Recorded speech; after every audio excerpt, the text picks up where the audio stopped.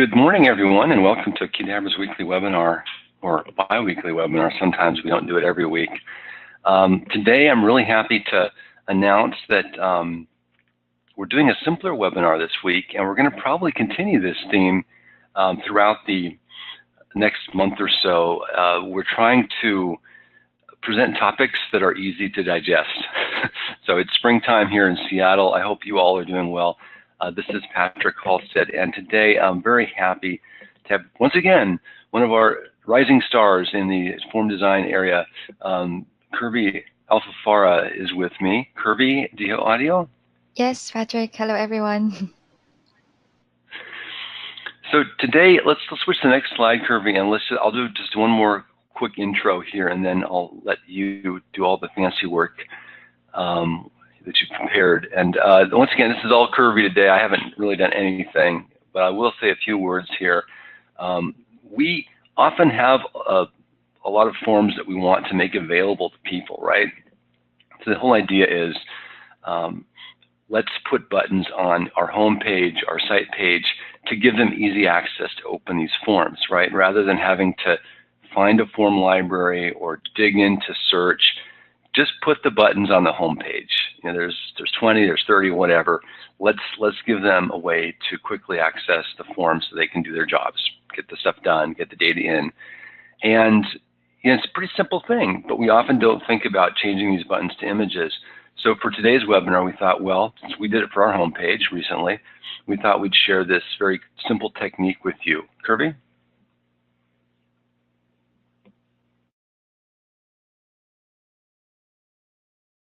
Kirby, you there? Patrick, so here's the reasons why image buttons are much better than the plain buttons that we have. So it allows you to get more fancy and attention grabbing, and it's also difficult to miss. So here are the steps for adding image buttons in SharePoint. So first, we're going to create an image in PowerPoint. And next, in our SharePoint site, we're going to add a content editor web part. And that is where we're going to insert or upload the image to SharePoint and add a link to that image. So now I'm going to show you how to do that. So here I have our Qdabra's, the Qdabra's homepage in SharePoint. And as you can see, here are our previous buttons here. So it's just simple buttons here, but we've recently replaced that with these image buttons that we have here. So as you can see, it's more beautiful, and if we try to click on one button here, it will open another tab and it will show us the form. So I'm going to show you now how to create that. So I'm going to open a PowerPoint to create the image. Okay. So here I'm going to insert a picture.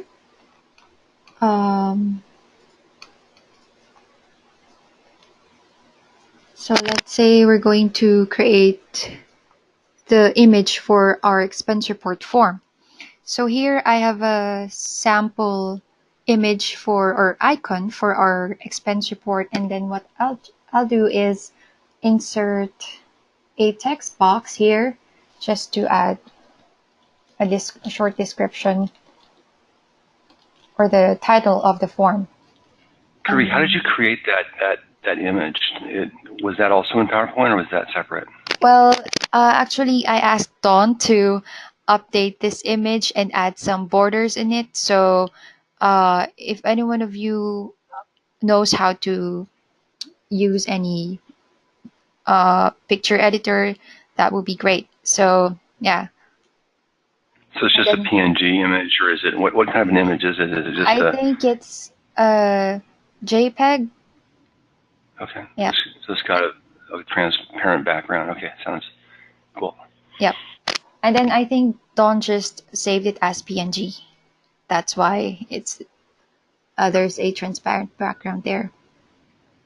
Great. So now I want this text to be the same color as the border here. So what I'll do is uh, just click on the eyedropper here and select the color of the border.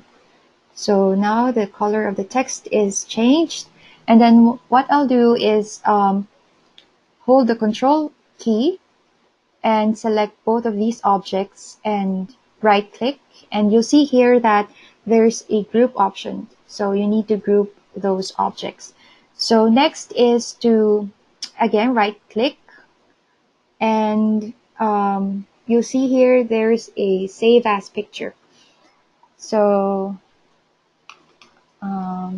we need to save this as a picture, as PNG. So let's try expense report image. So now that we have our image, we can now go to our SharePoint site. And here, wait, let me just go back again. So here's our demo site. So there's nothing in here right now. So what I'll do is click on edit here. And you'll see the ribbon. And click insert to insert a web part.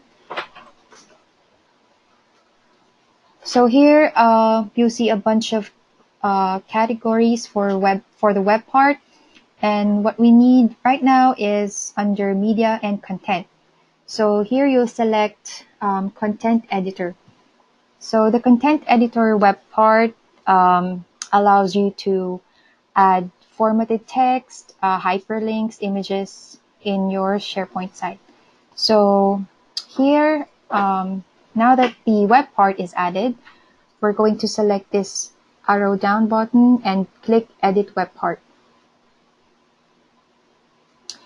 So now I'm going to edit this title here. Let's change that to, let's say, image buttons, and click Apply.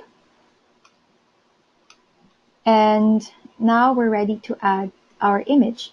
So click this link here, and under Insert, click Picture from Computer, and choose the file that we just saved here. So the expense report image. So as you can see, it's a bit large. So let's try to resize that image, and let's say for 200 pixels. And now that we're done with adding the image and resizing it, the next thing to do is to add a link to the image. So click Insert again, and you'll see here that there's a link button.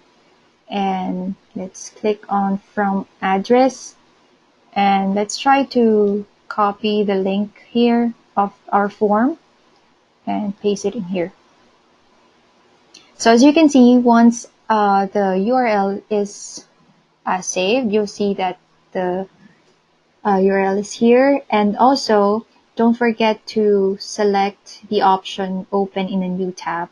So whenever a user clicks on the image button, it will open the link or the form in a new tab. So once that's done, let's now save our changes. And yeah, the image button is now added. And if we try to click on that, you'll see that it will open a new tab.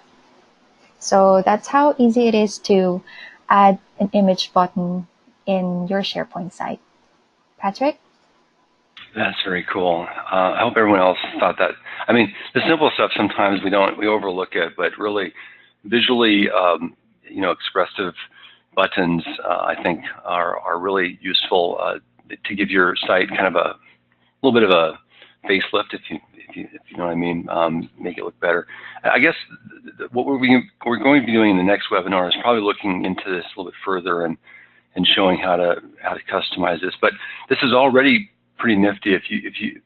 Kirby, if you change the width of the screen, I think SharePoint's automatically going to lay out the buttons differently. So if you actually, if you just so it is already responsive, and that's just SharePoint doing that behind the scenes, depending on how big your buttons are.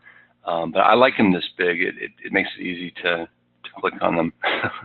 Any questions from anybody on these techniques? I think a couple of you might have come late, but we're going to be putting this package, this how-to, out there on our webinar downloads. We'll be sending you a link in mail afterwards, along with the webinar video, so you can watch Kirby do it again. Notice that we have a couple different icons here, overlays. So whenever we have a dashboard, we're actually putting this little eyeglass in the upper right-hand corner. So actually, click on Customer Contact Dashboard there at Kirby, and let's just show them this form that we've got. This is another great example of a Form 0 form. It doesn't look like a Form 0 form, but it is. And let's just search for, let's pick somebody here out of the crowd here. Let's see, let's pick Misty. Misty's on the call. Let's actually type in her information there and see if we can pull up. We'll do a shout out to Misty at Mississippi Valley. If you haven't given blood recently, now's your time. And you got 2 records in there, Misty. Actually, I think we probably should just click on the doc ID for me quickly. We'll have to fuzz out that number when we do the webinar video. Sorry about the extra information there, the credit on file that you've got, Misty, with your support plan. But this is another way to provide links and beauty here, and you can see the background image that we've done here in Form 0. It's showing the geography, the world, and the links, and the tabs. This is all just stock Form 0 form in InfoPath. Thanks, Kirby, for that additional demo. Looks like we have a couple questions, or at least comments. Misty's laughing at us for that demo. Information breach. I guess we'll have to, like I said, we'll fuzz it out before we put the video up there, so we won't have any private information. Pete is asking, is each button a separate web part? Kirby, do you want to take that? So the buttons are put into the web part. So yeah, it's Just one web part, right? Yeah, it's just one web part. Yep. And it will, for those of you who are interested in the customer contact dashboard in this sample, we can definitely make that available as well. There may be some fix-ups you need to do if you want to get to your site, because there's some assets that it's querying, but we can definitely make that available. And I think that's it for our short demo today. I just want to switch quickly back to the slide deck, Kirby, and talk about what's upcoming. Next week, Hillary is going to be doing a webinar on Power Apps yet again. We did attend the Microsoft BizApps Summit a couple weeks ago. I think it was actually March 21st. Lots of interesting revelations coming out of that. I think the big one is the surprise is that they're pushing back the end of life for InfoPath date yet again to April 2026. Some of you will be aware that it was revised from 2022 to 2025 when they shipped SharePoint on-prem 2016, because they had InfoPath included in it. Because of their software assurance licenses, they have to give a 10-year support.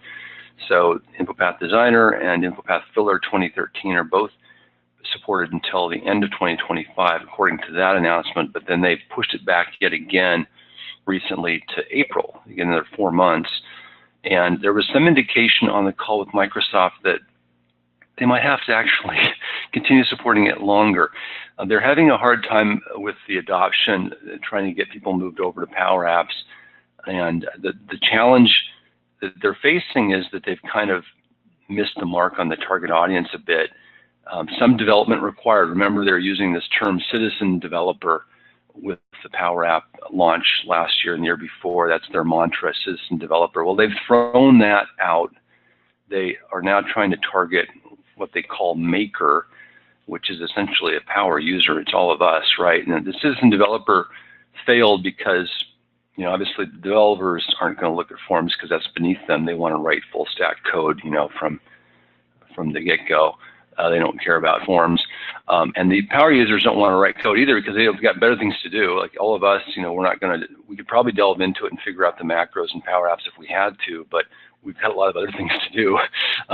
And so they kind of missed the mark with that citizen developer target, and they're trying to reposition Power Apps to the makers. And so they're doing a lot of work this year to simplify Power Apps to make it more, you know, hit the mark for the makers, so to speak. And they're still seeing a huge amount of InfoPath adoption in 365, new forms being created, you know, thousands, millions by the day. I think it's thousands by the day. But just a quick update there from Microsoft. So Mark's got a question. Are we going to be at SPC 2019 next month? No, we're not planning on being at the SharePoint conference next month. We may be watching it remotely. We're really trying to get FormsViewer, the next version of FormsViewer out. We're a little bit behind. We wanted to get 4.1 done in Q1. The last release was in January, but we're hoping to get it out here in May. So by the end of May, we'll have an update for you. And we're improving the designer. So FormsViewer right now has kind of a designer that's kind of 50% there. It doesn't have the ability to edit the canvas, the views. We're working on that. That won't be coming in May, but there'll be other things coming, and some UI changes, some improvements, some bug fixes. Once again, FormsViewer, if you're not familiar, and I know that probably at least half of you on this call are FormsViewer users already, but if you're not familiar, FormsViewer is our replacement for InfoPath. It essentially leverages the same exact format that InfoPath uses for templates, the XSN format, and allows you to continue using those templates as is with minor modifications. And then we give you a whole bunch of upgrade features like you saw with the CSS, the responsive design with the customer contact form that we just demoed, but also other support for the new web services out there, the JSON-based web services. We do SMS authentication. We can call Google and do optical character recognition. We can do authentication, as you know, Pete, you're on the call, and we're also here to support you. So that's the quick ad at the end of the webinar for FormsViewer. We are seeing increased adoption. Finally, we're seeing quite a few people this year look at moving off of InfoPath. It's a bit of a challenge because InfoPath still works somewhat, but you know, if you want these new features, if you want to form libraries that work in modern UI and SharePoint, we support that. We also support a slew of other features. So there's a lot of things we've demoed in the last couple of years, and we'll continue demoing. And today we showed how to add links to your homepage to quickly open FormsViewer forms, or any form for that matter. It's just a link, right? So I hope everyone enjoyed this webinar today, and I want to thank Kirby again because this was all you, Kirby, and really appreciate you presenting and preparing, and also bringing our SharePoint site up to the latest beauty that it is. I hope you all have a great day. We'll get this webinar up on YouTube, and we'll send out a link. Short 4-question survey if you've got a few minutes. There's a joke at the end. Talk to you soon. Thank you.